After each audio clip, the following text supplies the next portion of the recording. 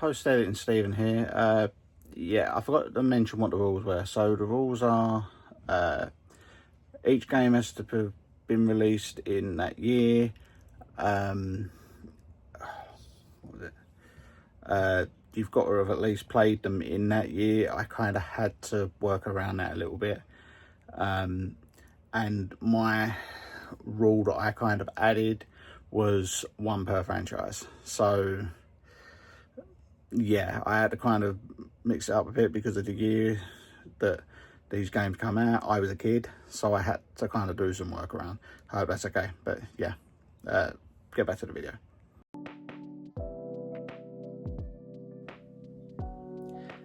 Hi everybody, welcome back to my YouTube channel. This is Stephen L Gaming. I'm Stephen L, and today we're going to go through the top 10 games from the decade between 2000 and 2010.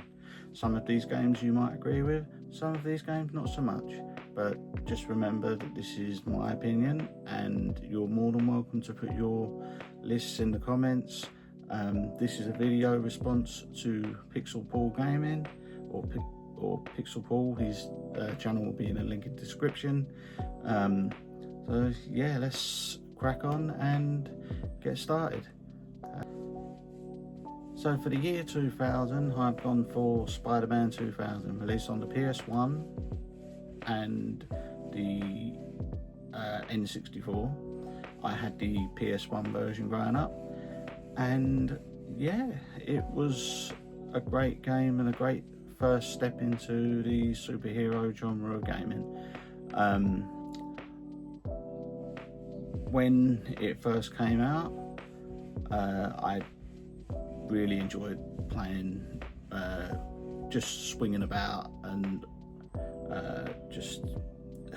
I died a lot in the game, I'll be honest, but I remember the mission structure being great. The story within the game, you have been framed for a crime that you didn't commit, stealing something from a science expo that was being shown off by Doc Ock, and Mysterio is the one who has turned himself into Spider-Man to frame him for a crime. And you just go through the game, you end up fighting the likes of Venom, Mysterio, Doc Ock. The Lizard makes an appearance, but he doesn't really have any kind of bearing on the game. Carnage, and then Carnage, Doc Ock. Yeah, it was a great game, great first step into the superhero genre, and my first step into the Spider-Man gaming universe. And the beloved Stan Lee also does voiceovers in the game as well, which rest in peace, Stan. Honestly, one of the greatest comic book writers I personally think Marvel has had. But yeah, Spider-Man 2000, what a game, what a first Spider-Man game, for me at least, that I played on PS1, and I played it repeatedly. It was that good. But yeah, Spider-Man 2000 for the PS1. For my 2001 pick, I'm going to go with Wrath of Cortex, Crash Bandicoot Wrath of Cortex.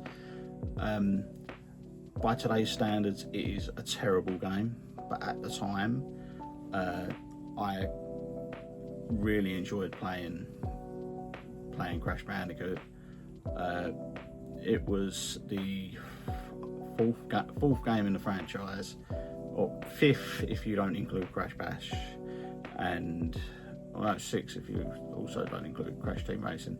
But for a platforming game, it was the fourth Crash Bandicoot in the series at the time. Yeah, by today's standards, it's very janky. the controls are just really abysmal. I did play it recently on the Xbox version on the 360 because I have it like digitally, and I played it backwards compatibility. No, but I don't know how to say it. But yeah, it was great at the time because I really enjoyed Crash. Just looking back at it now, it's okay for like if you want to play through it again for nostalgia, then yeah, it's not a bad game to go back to. It introduced Crunch Bandicoot as well, which was supposed to be a Neo Cortex's recreation of Crash, or an attempt at a recreation of Crash. Yeah, for the boss battles, it wasn't that great. Now that I'm thinking about it, maybe the game wasn't. Again, I'm doing this for, and at the time, it was great, but now maybe not so much. But yeah, Wrath of Cortex is my 2001 pick for the best game of that year, and I'm now come to think of it, probably wasn't the best game for that year, but that's my pick. For my 2002 pick, it is GTA Vice City. What a game! Like, what a game! The music was just, it was what got me started into liking music. Just, well, I say that it was between that and the Tony Hawk's franchise, but where I did play Vice City over and over again, the music in the game, it really did open up my music taste for me. You had the likes of Michael Jackson, Blondie, Wet Wet Wet. I think it was supposed to be either 70s or 80s game, so the music around that time is when what was on it, but it was so great. I didn't actually really play the missions because I was too young, and I kind of just played it to drive around in the cars, crash, get arrested, die and end up in hospital multiple times. I did get the remastered version for the Xbox One or Xbox Series. I still haven't completed it because I've decided I want to go through all 3 games that are on disc. But yeah, Vice City is definitely my top pick for 2002. Yeah, I genuinely my favourite game at the time, and as well because of the like the sunny like the sunny atmosphere of it. Like, definitely playing it in the summer, it makes it, for me, it sounds weird, but it makes it seem so much better for me. Just because I don't know, it just reminds me of wanting to go on holiday and, you know, just enjoy myself, let my hair down. But I don't have much of it anymore, but, you know, just peak PS2 for me. So yeah, GTA Vice City is my next pick, and I genuinely, if you haven't played Vice City, which who hasn't by now, but go and play the original PS2 version. It might be a bit janky for now, but honestly, it still holds up to today's standards, I think, and it is so much better than the re-release that Rockstar completely butchered. So yeah, if you owe it to yourself, go play Vice City. Have I said go play Vice City enough now? Are you going to go play Vice City? Go play Vice City. So my next game for 2003 is SmackDown Here Comes the Pain. SmackDown Here Comes the Pain for me was at the time, again, I'm going to use this word a lot, peak wrestling game at the time. I mean, there wasn't really anything else that competed with WWE games at the time. And the roster of wrestlers that were in the game, and how I remember playing when I played matches. I remember how the moves felt like they really hurt.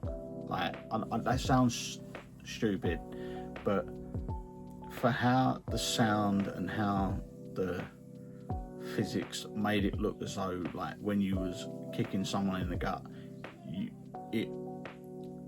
the noises kind of made it sound like you really like hit them. I know that's kind of the whole idea, but I don't know how to explain it without showing it. But unfortunately, I'm not going to be able to put any clips in because I don't know how to do that yet. But yeah, it just for that year and for the roster of superstars that were in it that year, it unfortunately a lot of them are not here anymore, and some of the superstars, I'll be honest with you, have not aged well in regards to the roster. But yeah, my 2003 pick is SmackDown Here Comes the Pain. Yeah, it was at the time the best wrestling game, and it was the start really for when I started really getting into wrestling games. And I don't get me wrong, I got the previous ones, so I was already kind of into it, but this is where I started playing them properly, doing the story mode, getting the unlocks and everything else. So yeah, SmackDown Here Comes the Pain for my 2003 pick. For 2004, should be no surprise. I mean, unless you don't know that this came out in 2004, but in 2004 is Sonic Heroes. Again, another game that's not really aged well. In fact, it seems as though in this list a lot of the games don't really age that well.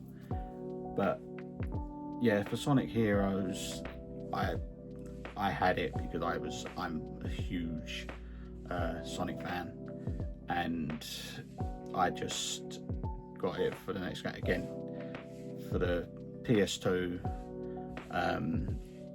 the controls were very slippery, and the gameplay was team based, so you would have teams of 3, where you'd have like Team Sonic, Team Dark, Team Rose and Team Chaotix. Team Sonic was Sonic, Tails and Knuckles. Team Dark was Shadow, Rouge and Omega. Team Rose was Amy, Cream and Big. And Team Chaotix was Espio, Charmy and Vector.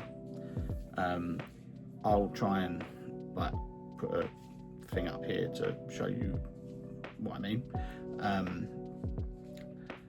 But yeah, it was, for the time, again, a great game. I'm going to say this a lot. It was a great game.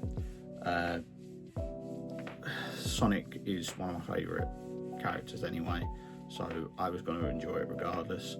But yeah, Sonic Heroes for my 2004 pick, no question. For 2005 we have Burnout Revenge. Oh my god, this game was amazing. I kind of prefer Burnout over Need for Speed, and I know that is sacrilege, but I mean, Need for Speed Underground 1 and 2 were great, but for me the Burnout Revenge arcade style was so much fun to play, with the crash mechanics, the takedown mechanics, the racing in general, boosting. It was just so adrenaline inducing, and it was it's hard to put words in to describe it. Just some of the cars, like, again, I wasn't that big into cars, but I was into my racing games quite a bit. But some of the modes that were in Burnout, so you had normal standard racing, you had like takedown mode, crash mode. So takedown mode was where you would be driving along a track and you'd be taking out other drivers. Like, they weren't trying to get away from you or anything, but you'd be driving alongside them, trying to knock them out, make them crash by either crashing into them yourself or using the environment to make them crash. You'd have the crash mode, which was you jump off of a ramp or collide into like two-way traffic to build up as many points as you can worth of damage to just get either bronze, silver or gold medals. Some of them were hard. Like, you had to really kind of think and kind of structure like what vehicle you hit first. Like, normally you go straight into a bigger vehicle like a bus or a lorry or something, and you would make it so that the traffic either end or either side would just keep piling onto this like into this car or into this lorry and bus,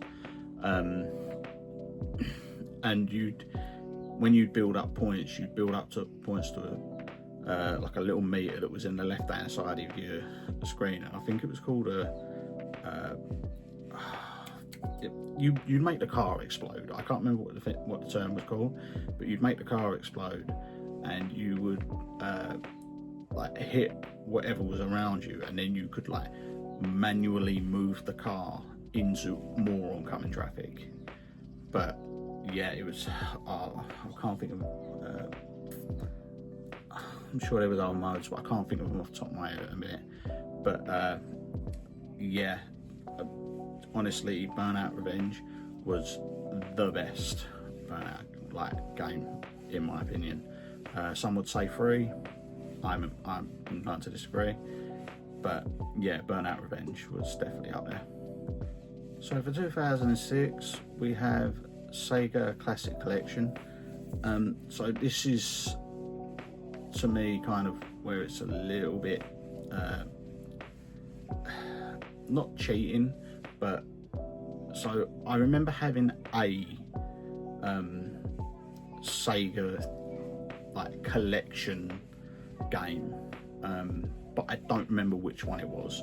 I looked it up, I couldn't find the exact one, but the one that I'm talking about at the minute might not be the one that I played, but it'll be on screen anyway. So just kind of take into account that this is not the exact. So for 2006 is Sega Classics Collection.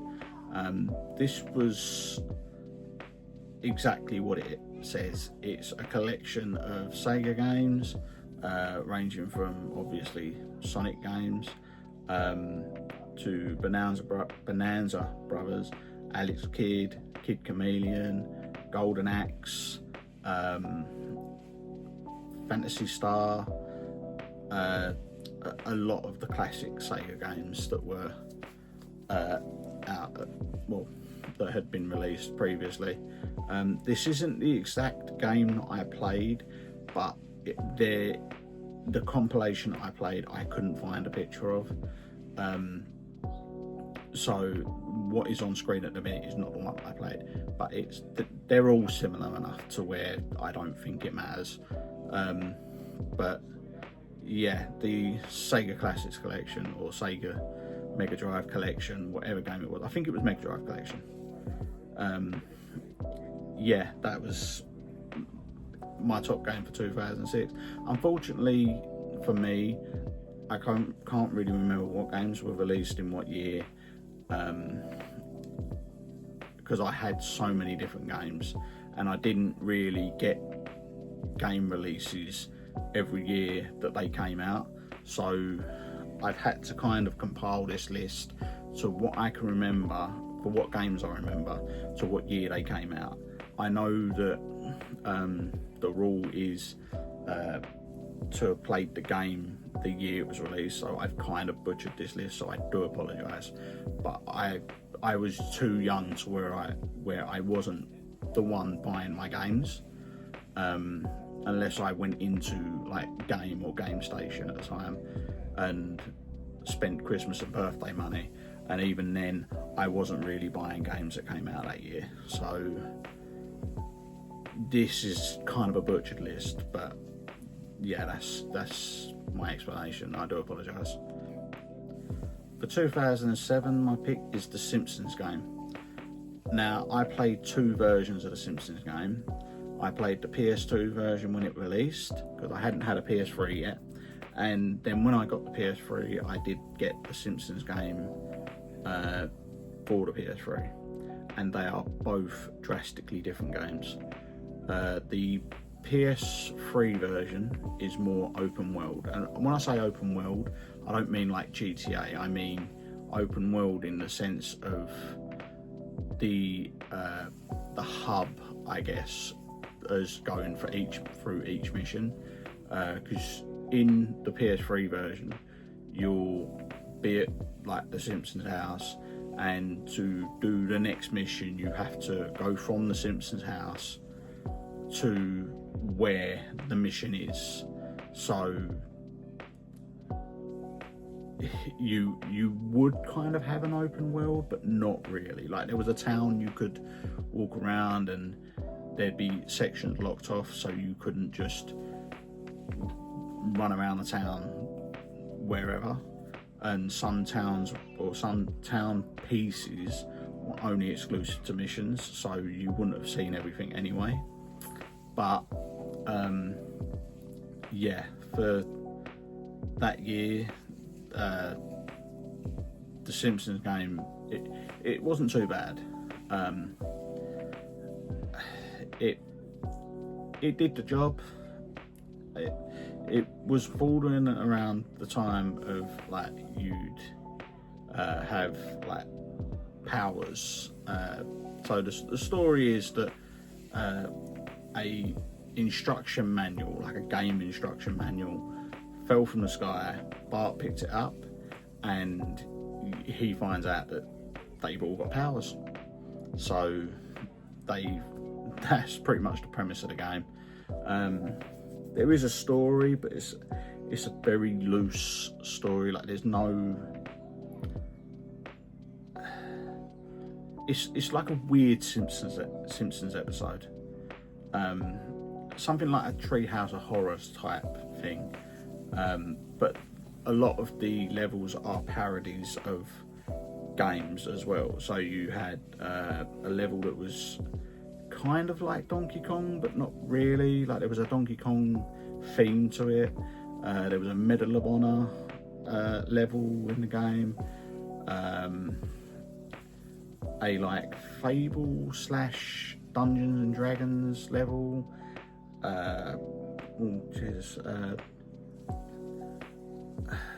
So one of the levels was to do with, so they did a parody of Grand Theft Auto where it was Grand Theft Scratchy, and the mission was you play as Marge, and you've got to convince people to, basically you play as a Karen that's just against video game violence and whatnot.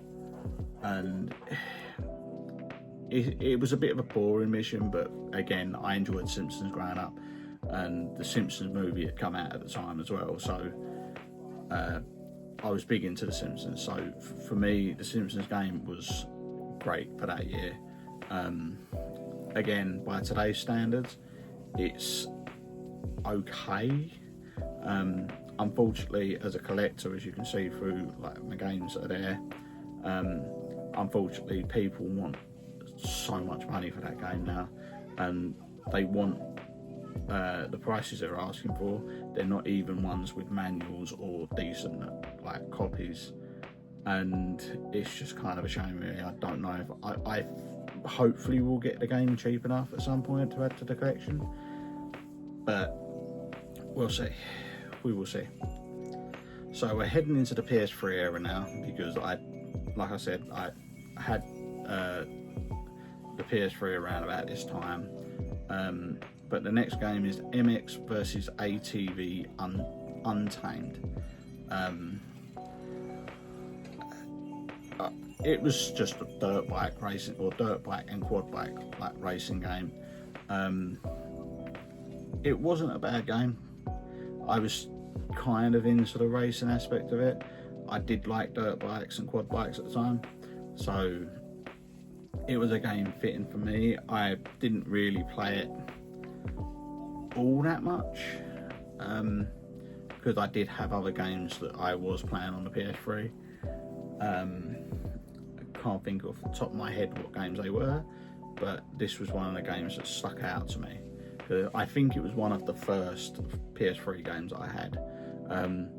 The actual first game I had on the PS3 was Assassin's Creed, like the first one. I wasn't a fan of it, but yeah, sacrilege, I know. But yeah, MX versus ATV. Yeah, I enjoyed playing it for what it was. Didn't complete it, but again, I was a kid. This was around the time where I was kind of completing some games and not completing others. And when I done this list, I had to go through like a list of games that had released each year, and this is why this was kind of hard to make this list. But yeah, for my 2008 pick, it's MX versus ATV.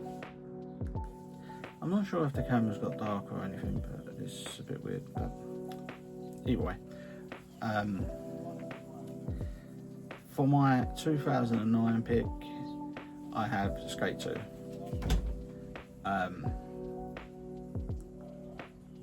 For my 2008 pick, my 2008 pick is Skate 2. A lot of people would put Skate 3 up here, but it wasn't released in 2009, so it's not going to be on here. But Skate 2 for me was the best skate game out of the four technically now. Definitely better than the like recent release. But yeah, the Skate 2, it just leveled up from Skate 1 tenfold, with like how kind of realistic, well, not realistic, but like how it flowed a lot better than Skate 1, and Skate 2 introduced being able to get off your board, so you could obviously run about, you could move stuff to make spots, which I can imagine is what you would do in real life anyway. I'm not a skater, obviously, by any means, but from going from Tony Hawk's to Skate, it was such a like transition, and Skate 2 for me, out of the three skate games at the time, was honestly the best. Like the best control, the best like atmosphere of like the town / city you were skating in, where it didn't feel like everything was purposely made into a ramp like Skate 3. I feel like Skate 3 had turned everything, like I said, into something you can ramp. Like nothing looked natural. Whereas on Skate 2, it was bordering on not necessarily looking natural, but you could kind of maybe see, how structurally it would work for a skate game. Like I know Tony Hawk's was the same, where it wasn't like where everything just seemed to have a ramp on every corner, and not being realistic at all. But yeah, my number 2 pick, or my 2009 pick, is Skate 2. And finally, for my 2010 pick, and this has all been my opinion. I know that some people won't think this game is all that great, but my 2010 pick is Heavy Rain for the PS3. The game, for like a story perspective, was for me great. I thoroughly enjoyed. I enjoyed the story. It was kind of weird where because the I can't remember what the technology was called in the PS3 controller, but it had like I think it was 6-axis. I think that's what it's called. Where if you move the controller during like certain QTE events, or push buttons at certain QTE events, it would you know, the motion would kind of register with the game. And I think that for me, that was amazing. Like, I was mesmerized by that, because it was so new and it was so advanced for the time, that I just thought any game that had that sort of control, like by today's standards for the PS5, you know, it's a standard thing. I don't know if the PS4 necessarily had it. I think it did, because I didn't play much of the PS4, even though I have one. I think that the 6-axis axis control for the PS3 at the time was, like I say, it was just amazing. It got annoying when some games that you kind of didn't want to use it in, it would kind of force you into using it. But yeah, for Heavy Rain, it was like, it felt immersive, and like I say, the story, it got a bit silly to the end, I'll be honest, but yeah, the story, the gameplay, if you like story-driven games, and if you like playing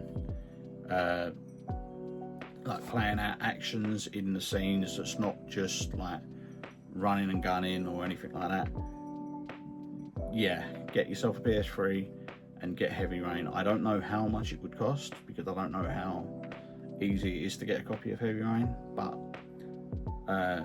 play it, or stream it on the PS5. I don't know how good the streaming is, but yeah, my 2010 pick is Heavy Rain. And that's it. Just let me know what you thought of my list in the comments. Drop your list in the comments. Let me know, you know, what yours was. Roast me in the comments to tell me that I'm wrong about a particular game, or just tell me that I'm completely wrong about my whole entire list. Whatever you feel like doing. But yeah, that is my video for today. Like I say, this is a video response to Pixel Paul. And yeah, till next time, this has been Stephen L for Stephen L Gaming, and like I said, I'll see you next time. Okay, bye.